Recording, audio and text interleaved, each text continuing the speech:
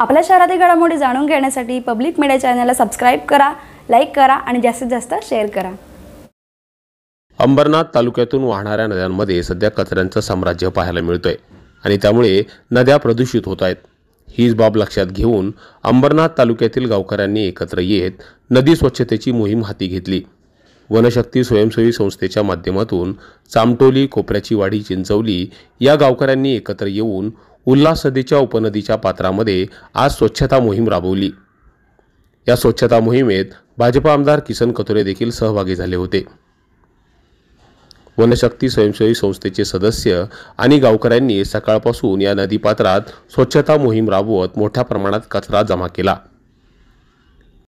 विशेष म्हणजे या उपनदीचं पाणी उल्हास नदीला येऊन मिळत असल्यानं बदलापूर, अंबरनाथ, कल्याणवासी हेच पाणी पिण्यासाठी वापरतात।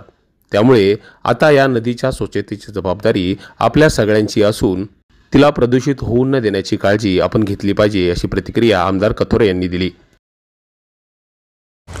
या नदीचं पाणी आपल्या बदलापूरच्या बॅरेज धरणामध्ये जाते आणि हेच पाणी बदलापूरच्या नागरिकांना प्यायला जाते।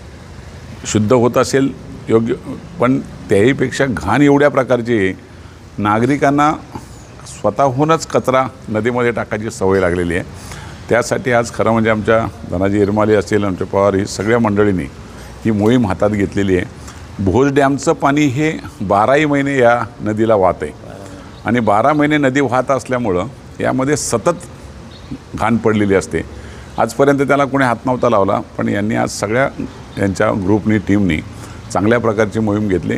गाळ काढण्याचा पण JCB टाकून पूर्ण नदीतला गाळ काढण्याचा प्रयत्न करतो आणि स्वच्छता राहावी, पाणी स्वच्छ जावं, हा त्यामधला हेतू आहे। या दोन्ही बाजूला ब्रिजच्या आपण त्याच्यावर जाळ्या निर्माण करू, जेणेकरून नागरिक जाता येताना जी वरून घाण टाकून देतात त्याला जाळी मारली तर आतमध्ये पाण्यामध्ये ती पडणार नाही आणि आपोआप लोकांची ती बंदी होईल।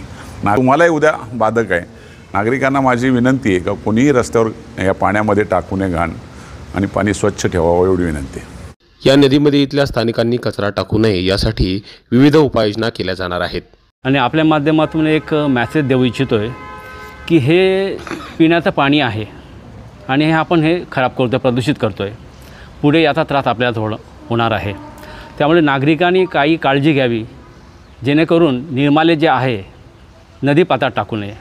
आपण देवपूजा करतो, पण निर्माल्य मात्र पाण्यात टाकतोय, म्हणजे आपण खरी देवाची पूजा करतोय का? असा देव प्रसन्न होईल का आपल्याला? नदी जे निसर्गाने दिलेलं वरदान आहे आपल्याला, ते टिकवणं आपल्या हातामध्ये आहे।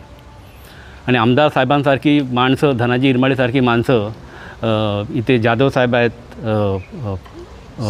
सह्याद्रीवाले अनेक ग्रामस्थ आहेत, या सर्वांना मी विनंती करतो की आम्ही तुमच्यासोबत आहोत आणि हा पहिला ड्राईव्ह आहे।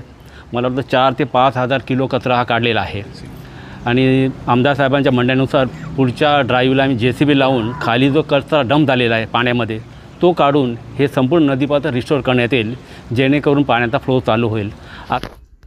दरम्यान वनशक्ती आणि गावकऱ्यांनी हाती घेतलेल्या या मोहिमेचं आता बदलापूर आणि अंबरनाथ तालुक्यात कौतुक केलं जात आहे।